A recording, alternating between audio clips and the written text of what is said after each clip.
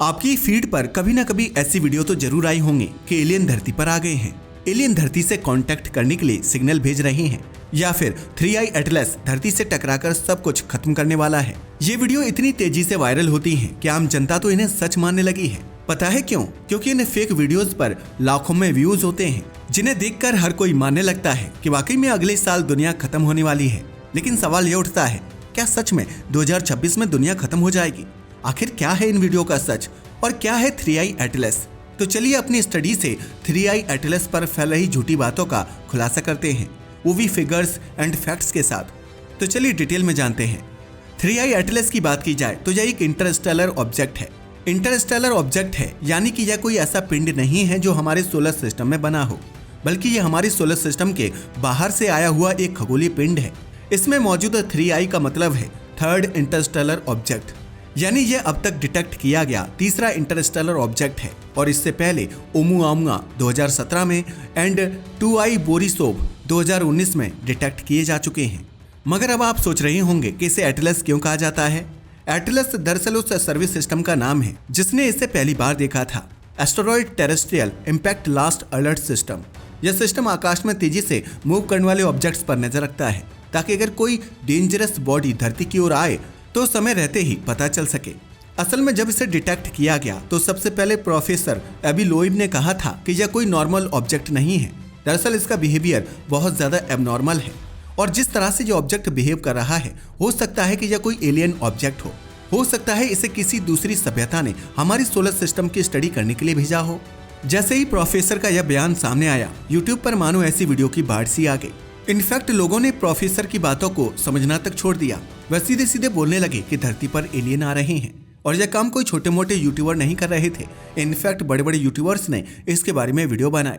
In fact कुछ YouTubers का तो यहाँ तक कहना था कि 3i एटलस मुड़कर उस डायरेक्शन की ओर जा रहा है जहाँ वॉयेजर 1 मौजूद है। वॉयेजर 1 यानी हमारा वह ऑब्जेक्ट जो दूसरी सभ्यता के लिए हमने भेजा हुआ है। लेकिन सवाल उठता है, क्या यह बात सच है? क्या वाकई में 3i एटलस वॉयेजर 1 की तरफ जा रहा है? इसे समझने के लिए सबसे पहले हम ऑथेंटिक सोर्स का सहारा लेंगे। और नासा से ज्यादा ऑथेंटिक और क्या हो सकता है? अगर नासा की वेबसाइट पर जाकर देखें तो साफ दिखाई देता है कि यह बिल्कुल अलग डायरेक्शन में है। वॉयेजर 1 और 3i एटलस का एक ही दिशा में होना, यह जानकारी पूरी तरह से फेक है। लेकिन अब सवाल यह उठता है कि जब यह वॉयेजर 1 की तरफ नहीं जा रहा तो यह आखिर किस डायरेक्शन में जाने वाला है? दरअसल 3i एटलस हमारे सोलर सिस्टम से बाहर निकलकर मिल्की वे गैलेक्सी के अंदर इंटरस्टेलर स्पेस में चला जाएगा। लेकिन इसकी वास्तविक डेस्टिनेशन क्या होगी, इसके बारे में अभी कुछ भी नहीं कहा जा सकता। इसका कोई ठोस डेस्टिनेशन स्टार अभी असाइन नहीं हुआ है। प्रैक्टिकल रूप से कुछ भी कहना मुमकिन नहीं है, क्योंकि यूनिवर्स में होने वाली घटनाएं सालों में नहीं बल्कि सैकड़ों प्रकाश वर्ष के आधार पर आगे बढ़ती हैं। यह कहीं 100 साल या फिर हजारों सालों में ही किसी दूसरे स्टार के पास पहुंच पाएगा। हालांकि कुछ चैनलों का जहां तक कहना है कि यह धरती की तरफ मुड़ गया है और जैसे ही हमारी तरफ आएगा धरती से टकराकर सब कुछ खत्म कर देगा।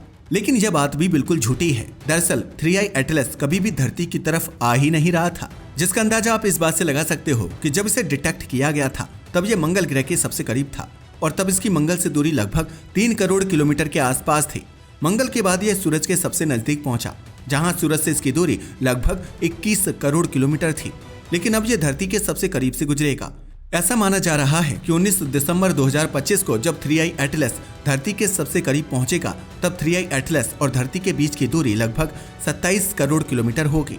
यानी यह साफ हो चुका है कि 3i एटलस का निशाना धरती नहीं है, यह सूरज और धरती के बीच की दूरी से भी काफी ज्यादा दूर से गुजरने वाला है। इसका मतलब यह है कि धरती से टकराने के 0% चांस हैं। लेकिन केवल धरती से टकराने वाली बात ही नहीं, 3i एटलस के बारे में एक और वीडियो सोशल मीडिया पर बहुत तेजी से वायरल हुई थी। इसमें 3i एटलस की एकदम क्लियर इमेज दिखाई जा रही थी। इनफैक्ट इस वीडियो को एक अलग ही टाइटल के साथ पब्लिश किया गया था। थंबनेल में दिखाया गया कि यह वीडियो जापानी स्पेस एजेंसी ने रिलीज की है, जबकि यह दावा भी पूरी तरह से झूठा था। इस वीडियो के अंदर बहुत सारी इमेज वायरल दिखाई जा रही थी जिसे 3i एटलस कहा जा रहा था, जिनमें सीधे सीधे कहा गया कि 3i एटलस कोई नेचुरल ऑब्जेक्ट नहीं बल्कि एक एलियन जहाज है। मगर एट द एंड यह बात भी बिल्कुल झूठ निकली। पता है क्यों? क्योंकि जापानी स्पेस एजेंसी ने ऐसी कोई वीडियो कभी पब्लिश ही नहीं की थी। इनफैक्ट उन इमेज में इसे जितना क्लियर दिखाया जा रहा था यह पॉसिबल ही नहीं है। ऐसा इसलिए क्योंकि वैज्ञानिकों ने पता लगाया है कि यह ऑब्जेक्ट लगभग 300 मीटर से लेकर 530 मीटर तक लंबा हो सकता है। यही वजह है कि इसकी बहुत ज्यादा क्लियर इमेज कैप्चर नहीं की जा सकती। हालांकि ऐसा नहीं है कि हमारे पास इतने एडवांस कैमरे नहीं हैं जो क्लियर इमेज ले सके। इनफैक्ट आप अपनी स्क्रीन पर चल रही यह इमेज देख सकते हैं जो हमारी कैमरा क्वालिटी का जीता जागता एग्जाम्पल है। असल में स्क्रीन पर चल रही इस तस्वीर में 2 एस्टेरॉइड की टक्कर दिखाई दे रही है जो एस्टेरॉइड बेल्ट में मौजूद है। यह इमेज इतनी क्लियर है कि इसमें एस्टेरॉइड की पूंछ तक दिखाई दे रही है। यह पूंछ गैस और धूल से नहीं बल्कि 2 एस्टेरॉइड की टक्कर से बनी है। सबसे खास बात यह है कि यह तस्वीर हबल टेलीस्कोप ने ली थी और उस समय इसकी धरती से दूरी लगभग 14 करोड़ किलोमीटर थी। और आप जानकर हैरान रह जाएंगे कि उस एस्टेरॉइड के न्यूक्लियस का आकार सिर्फ 150 मीटर के आसपास था। तो आप खुद सोच सकते हैं, अगर 14 करोड़ किलोमीटर दूर इतने छोटे ऑब्जेक्ट की इतनी क्लियर इमेज ली जा सकती है तो क्या 3i एटलस की ली जा सकती है? 3i एटलस की बात की जाए तो यह एक कॉमेट है और कॉमेट के चारों तरफ गैस और धूल का एक बड़ा सा बादल होता है जो कुछ मीटर नहीं बल्कि हजारों किलोमीटर तक फैला हो सकता है और उसके बीच में न्यूक्लियस मौजूद होता है। यही वजह है कि टेलीस्कोप से इसके न्यूक्लियस को देख पाना बहुत ज्यादा मुश्किल हो जाता है। हालांकि ऐसा नहीं है कि इसे कभी भी नहीं देखा जाएगा। दरअसल जब यह धरती के सबसे नजदीक से गुजरेगा तो हबल और जेम्स वेब स्पेस टेलीस्कोप से कुछ अच्छी इमेज ली जा सकती हैं। लेकिन जो इमेज सोशल मीडिया पर वायरल हो रही हैं वे बिल्कुल नकली हैं। उनका 3i एटलस से कोई लेना देना नहीं है। और जैसा कि हम चलते हैं उस सवाल पर जिसका जिक्र हमने इंट्रो में ही किया था कि 3i एटलस से एलियन धरती पर लगातार सिग्नल भेज रहे हैं। वैसे यह बात बिल्कुल सही है कि 3i एटलस से सिग्नल डिटेक्ट हुआ है, लेकिन यह एलियन ने भेजा है, यह बात बिल्कुल गलत है। एक्चुअल में दक्षिण अफ्रीका की एक ऑब्जर्वेटरी ने एटलस से आने वाले रेडियो सिग्नल को डिटेक्ट किया है। अगर साउथ अफ्रीका में मौजूद south African radio astronomy observatory की बात की जाए तो यहाँ पर मीर कैट रेडियो टेलीस्कोप मौजूद है। इसने 24 अक्टूबर 2025 को एटलस से 2 रेडियो सिग्नल डिटेक्ट किए थे। इनमें से एक 1.665 गीगाहर्ट्ज और दूसरा 1.667 गीगाहर्ट्ज था। हालांकि शुरुआत में लोगों का कहना था कि यदि एटलस से सिग्नल भेजा गया है तो वह एलियन भेज रहे हैं, मगर वैज्ञानिकों का कहना है कि दरअसल इसके पीछे एक वैज्ञानिक फिनोमिना मौजूद है। एक्चुअली ऐसा हाइड्रोक्सिल मॉलिक्यूल्स के एब्जॉर्प्शन लाइंस के कारण हो रहा है। यह कोई एलियन के द्वारा भेजा गया सिग्नल नहीं है। अब आप सोच रहे होंगे कि ये सिग्नल आखिर टेलीस्कोप तक आते कैसे हैं? दरअसल जब धूमकेतु सूरज के करीब आते हैं तो धूमकेतु की बर्फ सब्लिमेट होकर सीधे ठोस से गैस में बदल जाती है। यह प्रोसेस लगातार चलती रहती है। इस प्रक्रिया से गैस और धूल बाहर निकलती जाती है। इसके बाद सूरज से आने वाला विकिरण और सोलर विंड इन गैसों को आयनाइज कर देती है। इससे कुछ विशेष मॉलिक्यूल बनते हैं जैसे कि हाइड्रोक्सिल। ये मॉलिक्यूल्स कुछ रेडियो फ्रीक्वेंसी पर अवशोषण या उत्सर्जन लाइनों को दिखा देते हैं। कुछ ऐसा ही 3i एटलस के साथ भी हुआ था। जब रेडियो टेलीस्कोप ने इसे डिटेक्ट किया तो एलियन द्वारा सिग्नल भेजे जाने वाली बात पूरी तरह गलत साबित हो गई। इसके अलावा 3i एटलस के बारे में एक और अफवाह बहुत तेजी से फैल रही थी। दरअसल ऐसा कहा जा रहा था कि 3i एटलस सूरज के पास पहुंचकर अचानक ओवर स्पीड हो गया है, ठीक वैसे ही जैसे किसी स्पेसक्राफ्ट ने सूरज की ग्रेविटी से निकलने के लिए अपने थ्रस्टर्स चालू कर दिए हों। अगर 3i एटलस के सूरज के पास से गुजरने वाले बिहेवियर को देखा जाए तो नॉर्मली जब कॉमेट्स सूरज के पास पहुंचते हैं तो उनकी गति अपने आप बढ़ जाती है। यह बिल्कुल स्वाभाविक है।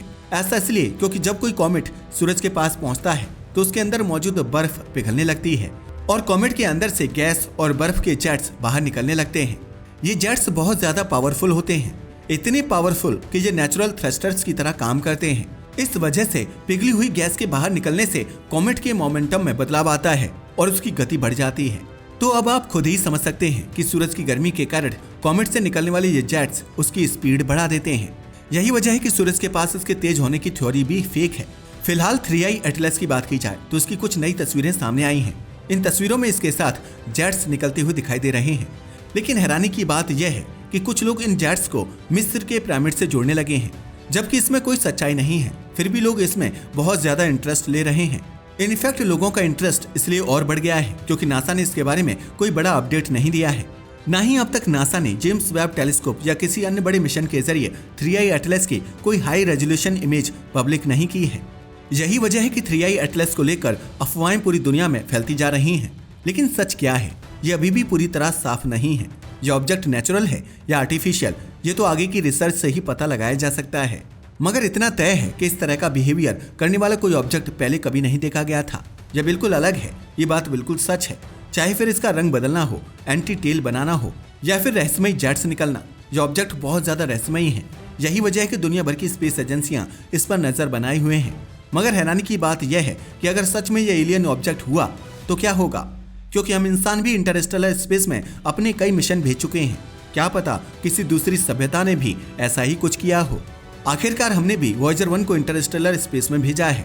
अगर वह किसी एलियन प्लेनेट के पास से गुजरे तो क्या पता वहां की सभ्यता उसे एलियन समझे या फिर एक कॉमेट। तो ये थी 3i एटलस की पूरी कहानी। वैसे आपका इसके बारे में क्या ख्याल है? अपनी राय को हमें कमेंट करके बताना ना भूलिएगा। साथ ही अगर आपको हमारी वीडियो पसंद आई हो तो इसे लाइक और हमारे चैनल को सब्सक्राइब करें। धन्यवाद।